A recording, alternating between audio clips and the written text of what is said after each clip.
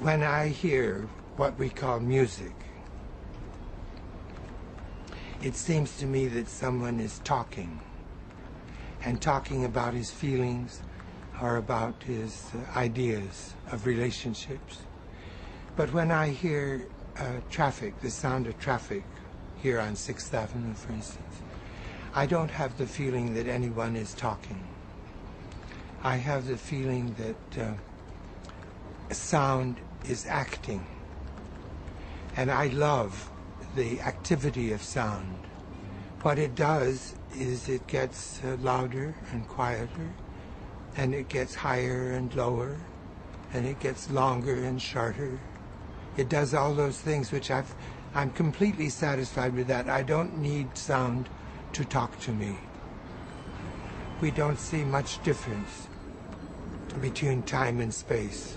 We don't know where one begins and the other stops. So that most of the arts we think of as being in time, and most of the arts we think of as being in space. Marcel Duchamp, for instance, began thinking of thinking of music as being not a time art, but a space art. And he made it a piece called Sculpture Musicale, which means different sounds coming from different places and lasting, producing a sculpture which is sonorous and which remains. People expect listening to be more than listening. And so sometimes they speak of inner listening, or the meaning of sound. When I talk about music, it finally comes to people's minds that I'm talking about sound that doesn't mean anything, that is not inner, but is just outer. And they say, these people who understand that finally say, you mean it's just sounds? Thinking that for something to just be a sound is to be useless. Whereas I love sounds just as they are.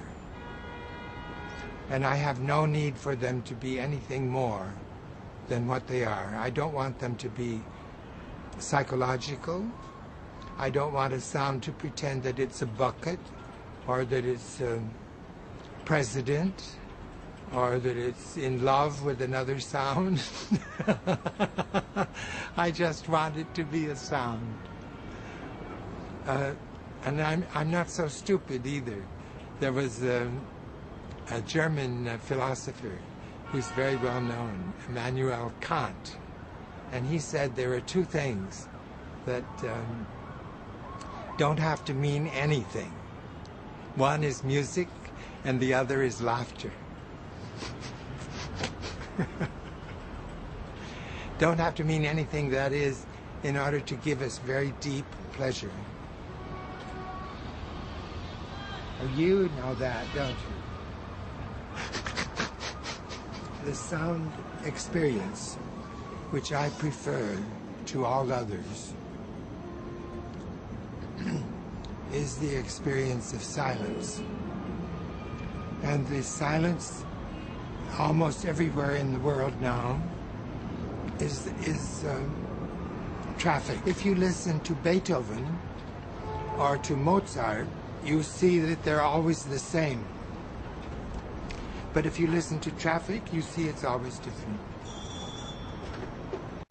When I try to find in the past something which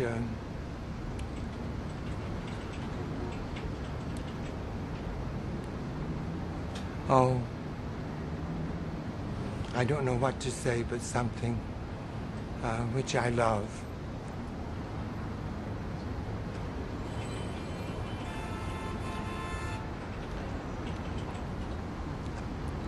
I don't mean to make any distinction between my own past and the past of musical culture.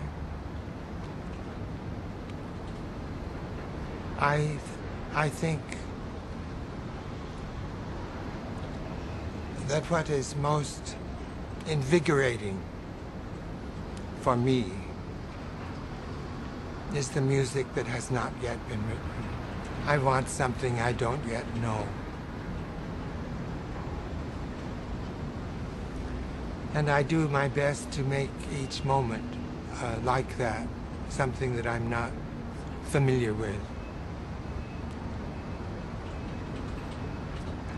There's a remark by Marcel Duchamp, which I love very much.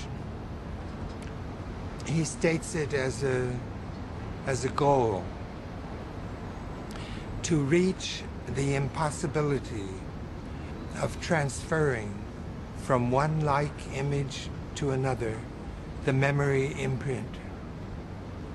We don't have to have tradition if we somehow free ourselves from our memories. Then each thing that we see is new. It's as though we had become tourists and that we were living in countries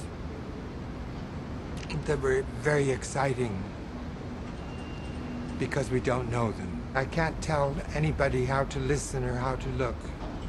I certainly can't tell them what to remember, particularly when I don't want to remember anything myself. If I look at a Coca-Cola bottle and then look at another Coca-Cola bottle, I want to forget the first Coca-Cola bottle in order to see the second Coca-Cola bottle as being original. And it is original because it's in a different position in space and time, and light is shining on it differently, so that no two Coca-Cola bottles are the same.